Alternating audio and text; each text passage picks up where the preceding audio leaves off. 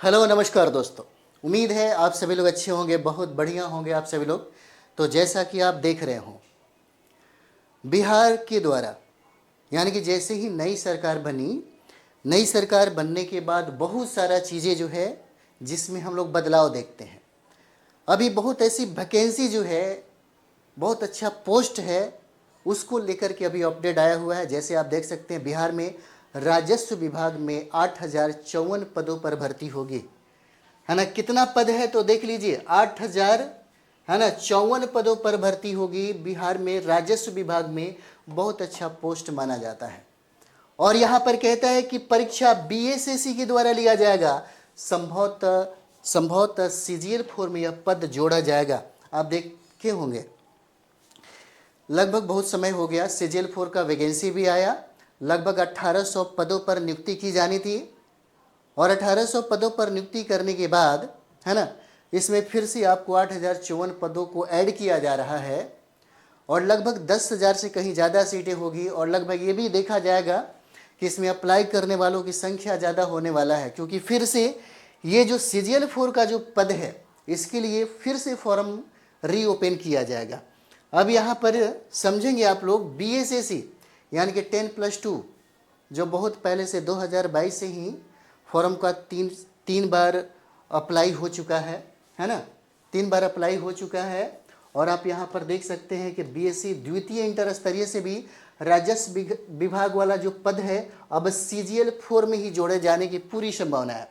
अगर सीजीएल 4 में अगर इस पद को जोड़ दिया जाए, जो 10+2 में है राजस्व विभाग वाला पद जो है, तो समझिए कि सीजीएल 4 में सीटों की संख्या सबसे ज़्यादा देखने को मिलेगा। और इसीलिए सीजीएल 4 का आवेदन फिर से खुलने की पूरी संभावना है। अब यहाँ पर देख सकते हैं, सीजीएल 4 में कहा जाता है कि बिहार का सबसे बड़ा, है ना, पद होता है।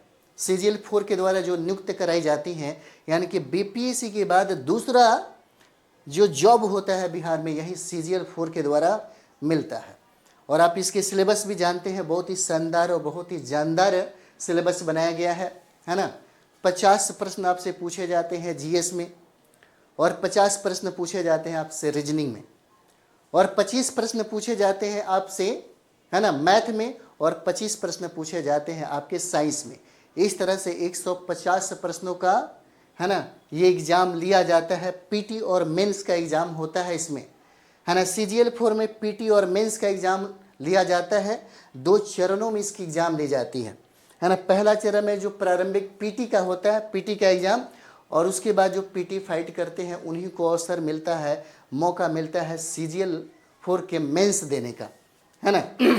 तो आप देख सकते हैं, बहुत अच्छा पोस्ट है ना। बहुत ही जल्दी ये प्रक्रिया प्रारंभ की जानी है, और ये देखा जा सकता है, यानी कि सेवा में क्या है, बिहार कर्मचारी चयन आयोग, है ना, राजस्व एवं भूमि सुधार विभाग बिहार पटना के अंतर्गत राजस्व कर्मचारी के रिक्त पदों पर नियुक्ति हेतु अधियाचना प्रेषित करने के संबंध में राजस्व एवं भूमि सुधार विभाग बिहार पटना का इतना, अब यहाँ पर कहता है कि निर्देशानुसार उपरोक्त विषयक प्रासंगिक पत्र द्वारा राजस्व एवं भूमि सुधार विभाग बिहार पटना के अंतर्गत राजस्व कर्मचारी के कुल कितना, 8,054 पदों पर नियुक्ति के लिए प्राप्त अधियाचना मूल रूप से अग्रेतर कार्रवाई के लिए संलग्न कर प्रेषित की जा रही है ना। और ये देख सकते हैं 20/5/2026 का यह रिपोर्ट है ना, जिसमें हम लोग क्या देख रहे हैं, बिहार में राजस्व विभाग में 8,054 पदों पर भर्ती होगी।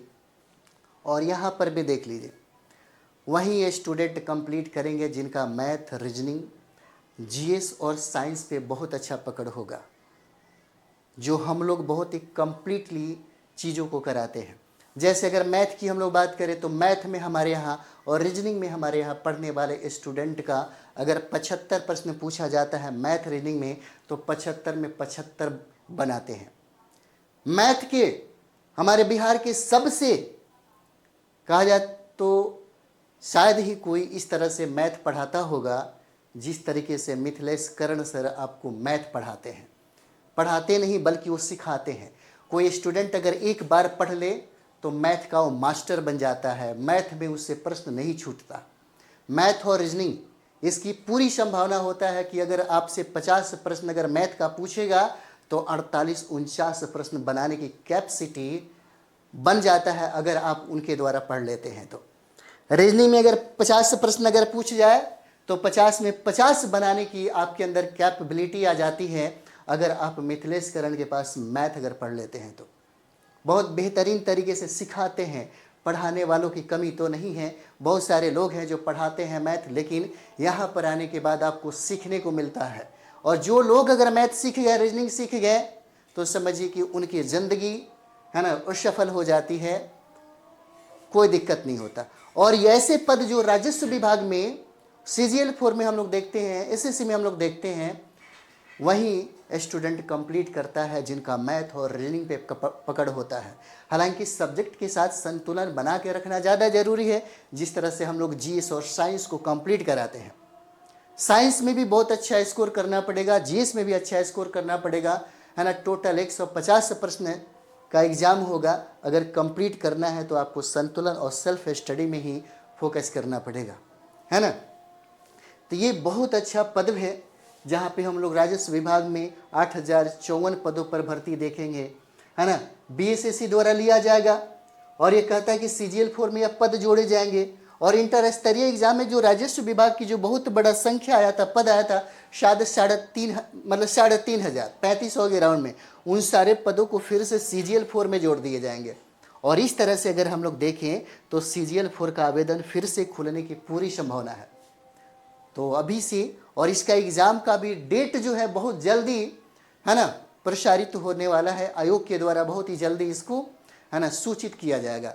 तो इसलिए तैयारी एकदम बेहतरीन और बेजोड़ तरीके से करिए।